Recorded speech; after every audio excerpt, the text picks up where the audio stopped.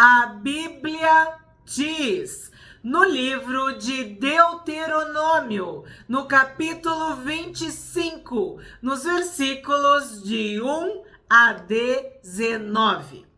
Quando houver desentendimento entre dois homens e vierem a juízo, os juízes os julgarão, justificando o inocente e condenando o culpado. Pois bem, existe desentendimentos. E quando ocorrerem desentendimentos, tu vai ter que procurar os juízes. E aí vai ficar claro quem é o inocente e quem é o culpado. Então, quando tem desentendimento, é porque um tá certo e o outro tá errado. Às vezes os dois estão errados, né? Mas aqui que a Bíblia tá dizendo: justificar o inocente e condenar o culpado. 2. Se o culpado merecer açoites, o juiz mandará que ele se deite no chão e seja açoitado na sua presença com o número de açoites que o caso exigir. Poderá ordenar 40 açoites, não mais. Do contrário, se ordenasse mais do que isso, um compatriota seria humilhado aos olhos de vocês. Os juízes julgarão e os juízes poderão decretar, açoites. E tem um número para os açoites, 40. E nós já estudamos os números na Bíblia e sabemos que o número 40 tem muito a ver, né? 40 dias, 40 noites. Também ele é múltiplo de 4, os 4 cantos da terra, né? Norte, sul, leste, oeste. O que quer dizer isso? É um todo.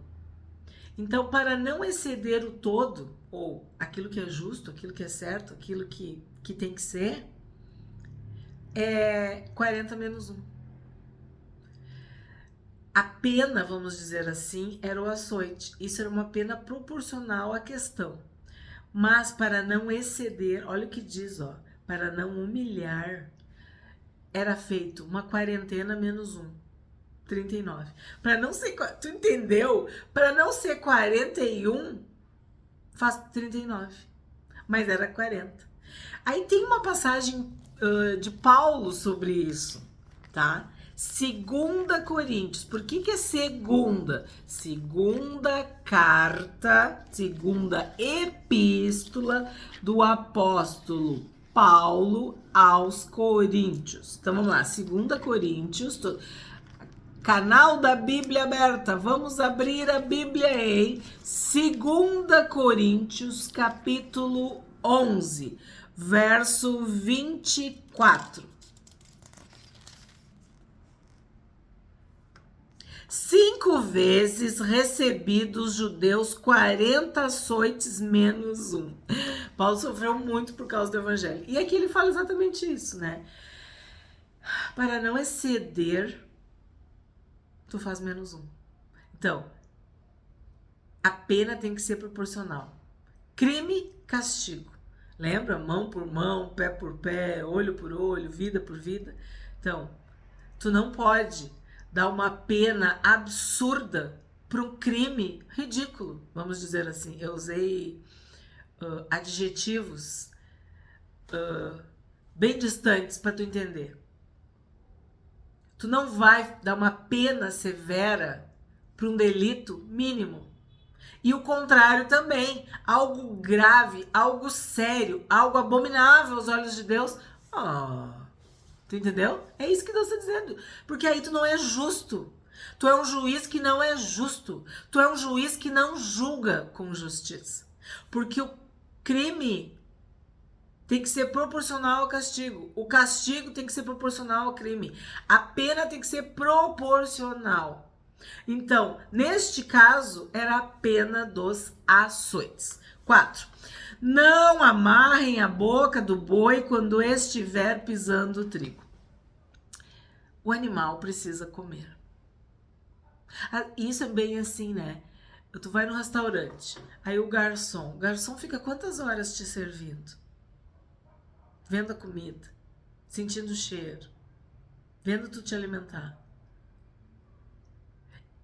É comum eles almoçarem antes, mas às vezes também param, né? Depende do lugar, e vão almoçar. Mas tem alguns lugares que só permitem que eles almocem depois que o último cliente, né, tenha terminado a refeição. Então, o que a Bíblia está falando aqui? Que tu não vai fazer assim. Tu não vai amarrar a boca do boi. Tu não vai impedir que ele se alimente enquanto ele está trabalhando. Vamos para Coríntios. Vamos para o Novo Testamento. É muito bom quando a gente lê no Pentateuco e vai no Novo Testamento. Só que eu não posso fazer sempre isso, porque senão os vídeos ficariam imensos. Mas tu pode. Tu pode olhar na tua Bíblia e ver as referências. Isso é um bom estudo. Quando tu tá lendo um texto, tu não tem que ler correndo. É que nem comer. Tu tem que mastigar. Tu tem que sentir o sabor, o cheiro, ver como é que é. Quer dizer, tu tem que degustar aquilo. A palavra de Deus é a mesma coisa. Tu tem que meditar, ruminar, mastigar, digerir.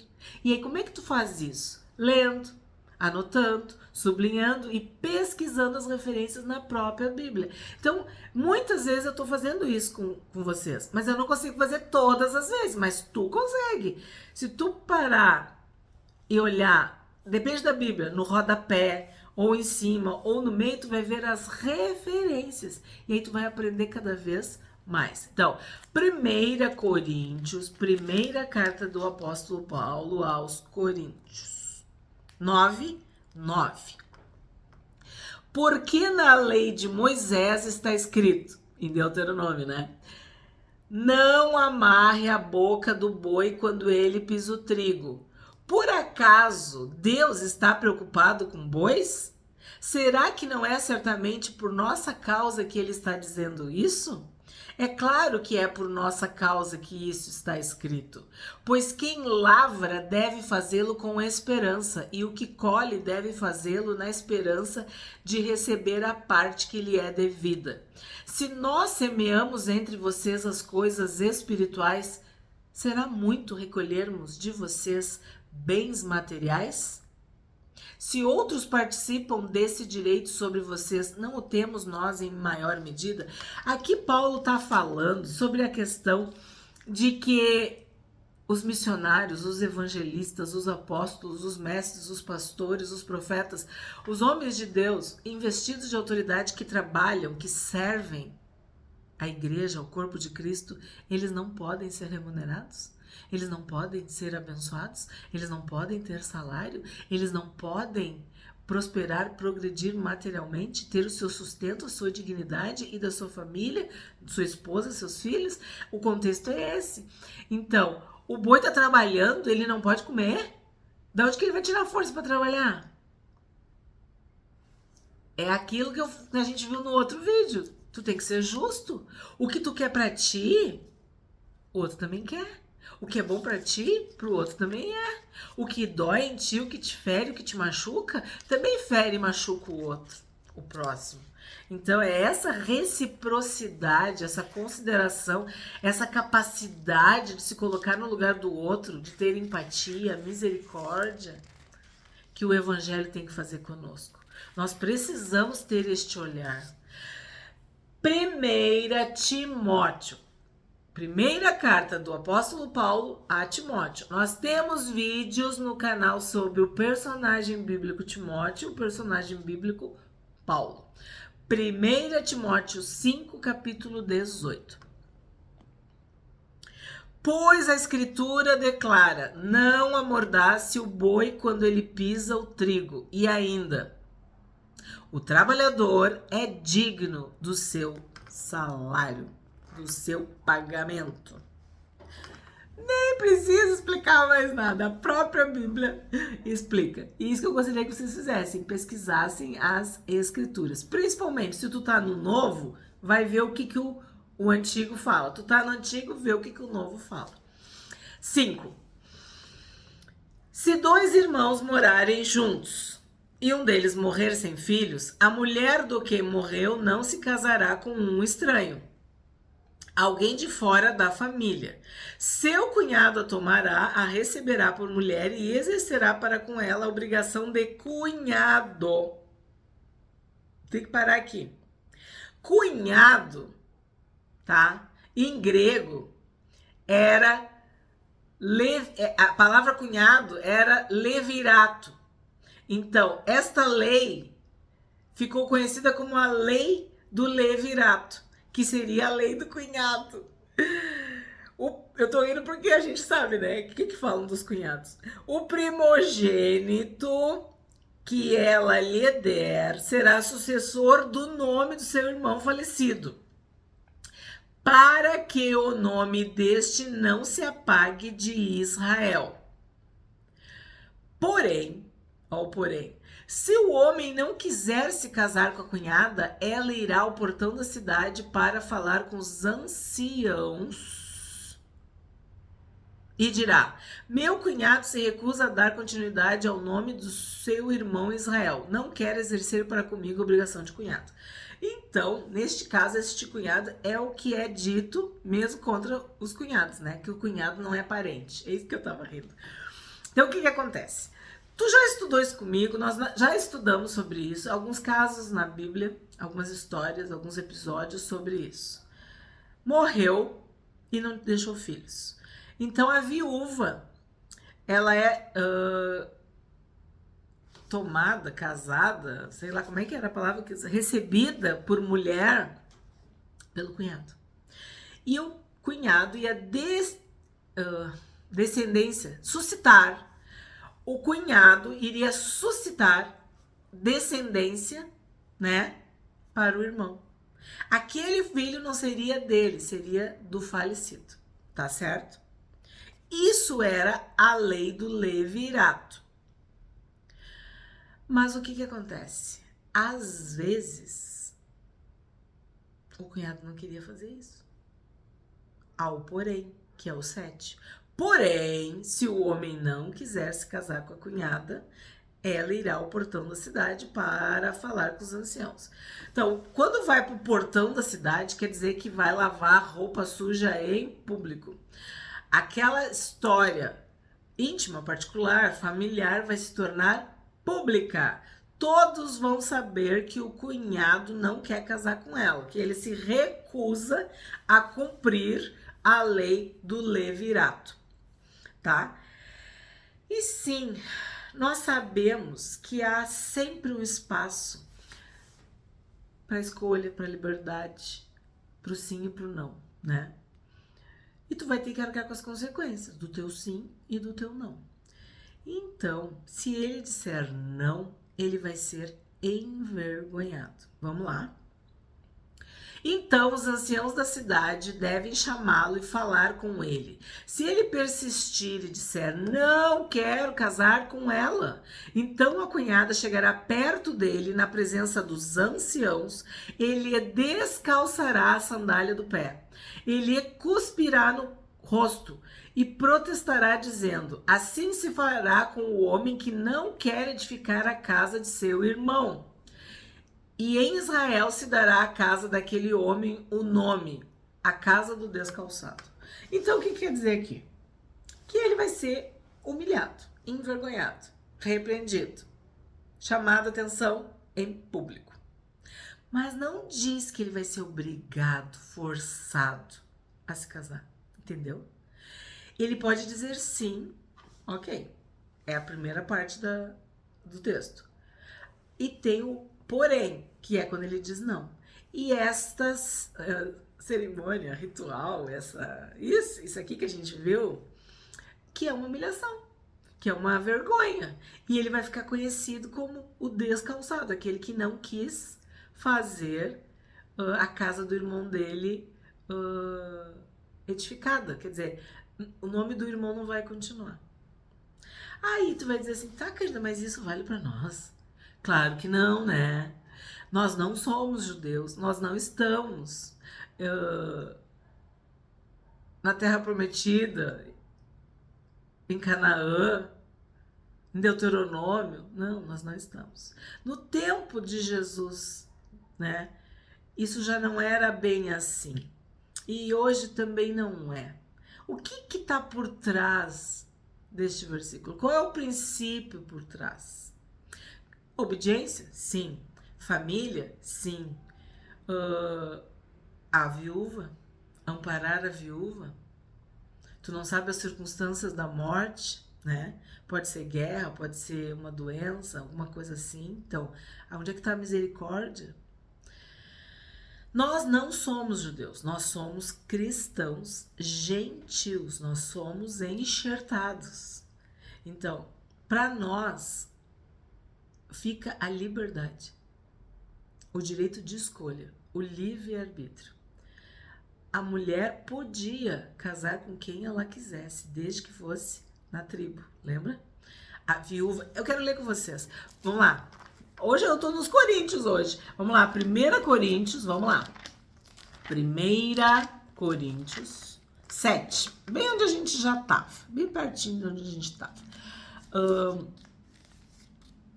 39. A mulher está ligada ao seu marido enquanto ele viver, mas se o marido morrer, ela fica livre para casar com quem quiser, mas somente no Senhor.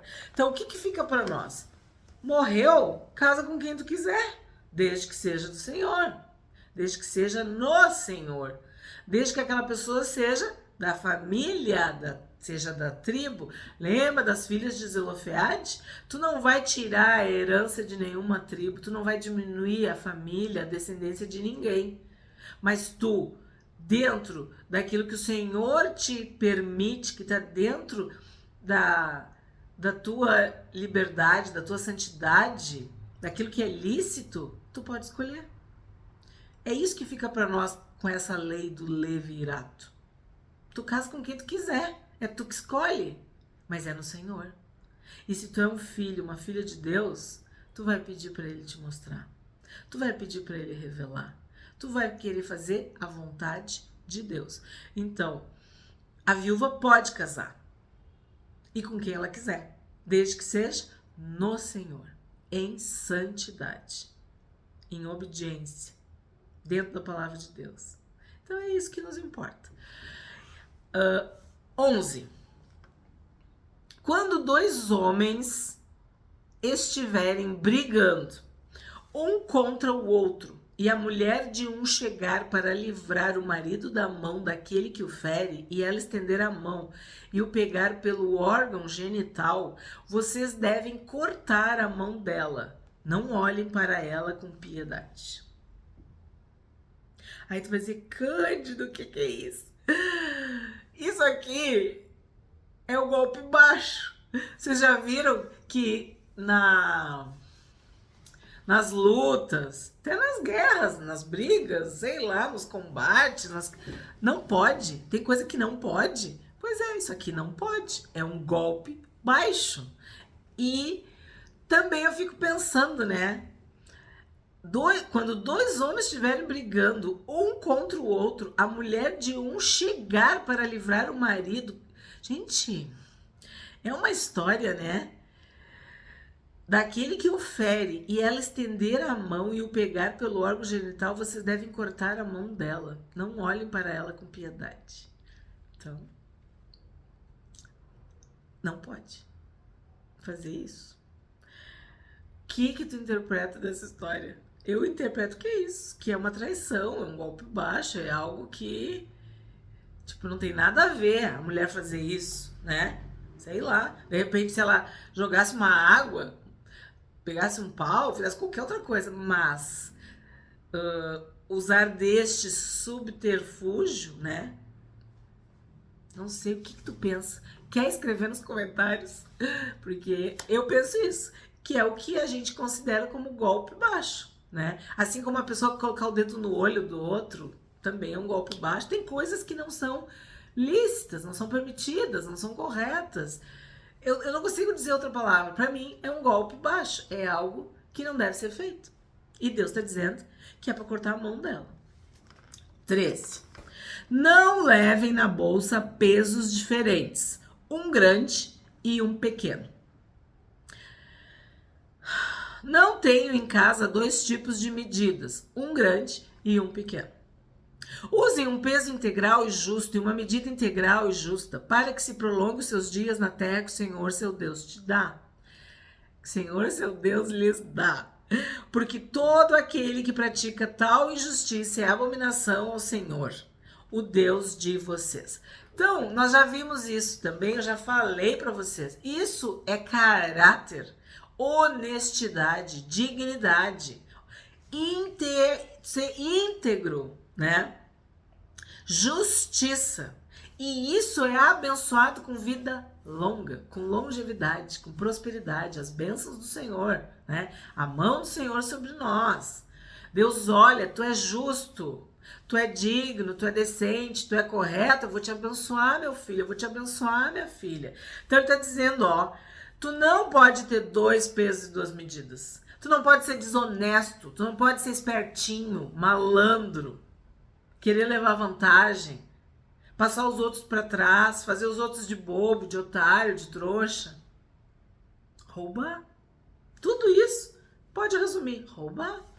É roubo. É desonestidade. É injustiça. É falta de caráter. E isso, para Deus, é abominável. É abominação. Então, tu já sabe. 17. Lembre-se do que os amalequitas fizeram no caminho, quando vocês estavam saindo do Egito. Eles saíram ao encontro de vocês no caminho, e quando vocês estavam abatidos e cansados, atacaram na retaguarda todos os desfalecidos que vinham atrás, e não temeram a Deus. Então, ó, isso aqui é um golpe baixo. Isso é um golpe baixo. Porque tu pega a pessoa quando ela tá abatida e cansada, na retaguarda, quer dizer, por trás. É traição, é golpe baixo, é algo desonesto, é algo que não pode, é algo fake, né? Ele diz para as crianças, isso é feio.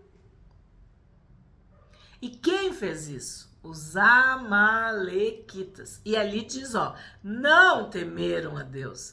Porque as pessoas que fazem isso, elas não temem a Deus. Elas não acreditam que tem um Deus no céu que vê tudo e todos, que sabe de tudo e de todos. Tu pode ir para onde tu quiser. A luz e as trevas é a mesma coisa para Deus. Ele sabe tudo, ele vê tudo. E tu acha que ele vai achar o que desse comportamento? Então, os amalequitas estavam nem aí para Deus. Eles não temeram a Deus. Portanto, quando o Senhor, seu Deus, lhes houver dado sossego de todos os seus inimigos ao redor, na terra que o Senhor, seu Deus, lhes dá por herança, para que dela tomem posse, apaguem a memória dos amalequitas da face da terra. Não se esqueçam disso. Aí tu vai ver que forte, né? Então, lembra quando eu falava que Moisés dizia, lembrem-se, não se esqueçam disso. Não se esqueçam, lembrem-se. Que eu dizia assim, ele falava a mesma coisa usando expressões diferentes. Pois bem, aqui aconteceu de novo. Lembrem-se e não se esqueçam disso. Não poupem os amalequitas. Me lembra quando Davi falou para Salomão, perto de morrer, ele me deu uma lista. Deixou o tema de casa para Salomão. Tudo o que Salomão tinha que fazer, porque Davi não alcançou, porque já ia morrer. Então, aqui Moisés está fazendo parecido. Ele está deixando o tema de casa. E um dos temas de casa é os amalequitas. A gente viu no outro capítulo como é que tinha que tratar os moabitas, os amonitas, os edomitas e os egípcios.